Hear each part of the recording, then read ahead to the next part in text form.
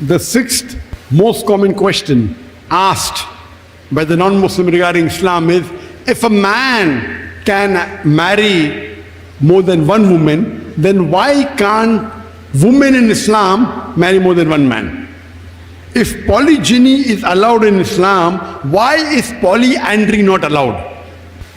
And the reply to this question can be given in brief, that Allah has given the woman who you can marry in Surah An-Nisa chapter 4 verse number 20 to 24, the woman you can marry and who you cannot marry is given. Surah An-Nisa chapter 4 verse number 24 says, you cannot marry the woman who's already married. So Quran is clear cut in Surah An-Nisa chapter 4 verse number 24 that a woman cannot have more than one husband simultaneously. So you cannot marry a woman who is already married. Now what are the reasons? Number one, that if a man has more than one wife and if the child is born, you can easily identify who is the father and who is the mother. Very easy. But if a woman has more than one husband, you can identify who is the mother, but you will not come to know who is the father. So if you go to school to give admission, you may have to give two fathers' name or three fathers' name. Now we come to know that today science tells us that if you cannot identify the parent, especially the father, the child has a very traumatic childhood. If you know who the mother is, if you don't know who the father is, and especially the children of prostitutes, you know the children have a traumatic childhood. Very dangerous. So Islam does not believe in this. Identifying the parents, mother and father, is very important. So therefore in Islam, if you do polygyny, you can identify both the parents, but if you do polyandry, you can only identify the mother, not the father. I'm aware today, recently, a few years before or a decade earlier, there is genetic testing. With the help of genetic testing, you can come to know who is the mother and who is the father. But this came recently. Islam is this since time memorial. So it's 1400 years old, the Quran is revealed.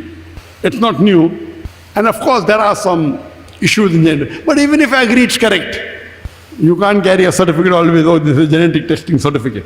I belong to this man, not to the other man.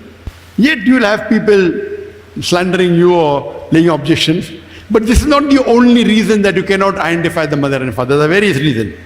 Number two, man is more polygamous in nature than the woman. That means a man requires more sexual partners as compared to a woman. This is scientifically, biologically and medically. Number three, biologically and physically, the makeup of man differs than that of a woman.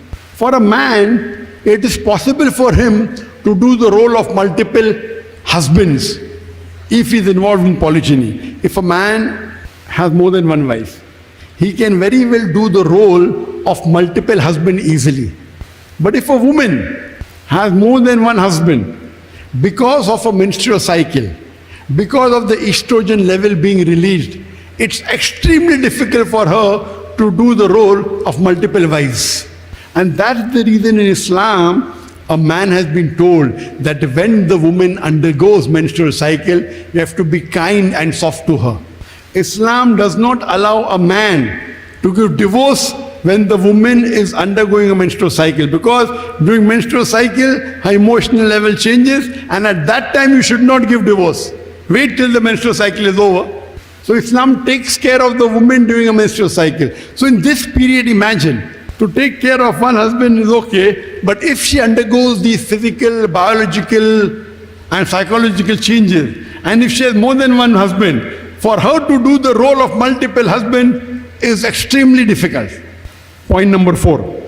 Today science tells us that if a woman has multiple sexual partners, or she is involved in polyandrous marriages, she has multiple husbands, and all of them are truthful, there is no extramarital sex. But if one woman has 3-4 husbands, there is chances of venereal or sexual diseases emerging in the woman which can be transmitted back to the husbands.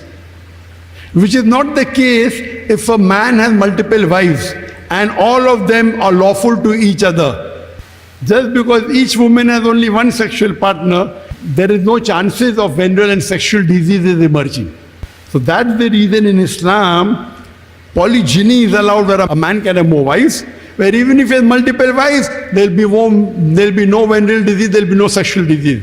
But if a woman has multiple husbands, which Islam does not allow, and if she has more than one sexual partners, there'll be venereal and sexual diseases which can emerge and be transmitted back to the husband. So these are few reasons that we can think logically why Islam and Allah subhanahu wa ta'ala has not permitted polyandry.